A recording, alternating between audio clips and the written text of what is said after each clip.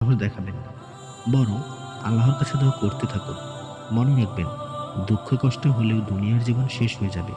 কিন্তু আখিরাতের জীবনের শাস্তির বা পুরস্কারের শেষ নেই।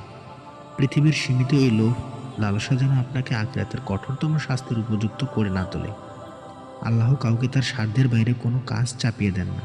সে যা ভালো কাজ করেছে তার ফল সে পাবে, এবং যা খারাপ করেছে তার বিরুদ্ধে যাবে। দুনিয়ার জীবনে একটু ধৈর্য ধারণ করতে না পারলে পরকালে চিরস্থায়ী সুখের আশা আপনি কিভাবে রাখেন? তোমরা কি মনে করেছো তোমরা জান্নাতে প্রবেশ করে যাবে? অথচ তোমরা যে অবস্থার সম্মুখীন হওনি, যে অবস্থার সম্মুখীন হয়েছিল তোমাদের পূর্ববর্তী ইমানদারগণ। তারা সম্মুখীন হয়েছিল নির্মমতা এবং দুঃখ ক্লেশের, এবং তাদেরকে অস্থির করে তোলা হয়েছিল। এমনকি রাসূল সাল্লাল্লাহু আলাইহি ওয়াসাল্লাম ও তার সাথে যারা ঈমান এনেছিল, তারা চিৎকার করে বলে উঠেছিল, আল্লাহর সাহায্য কবে আসবে?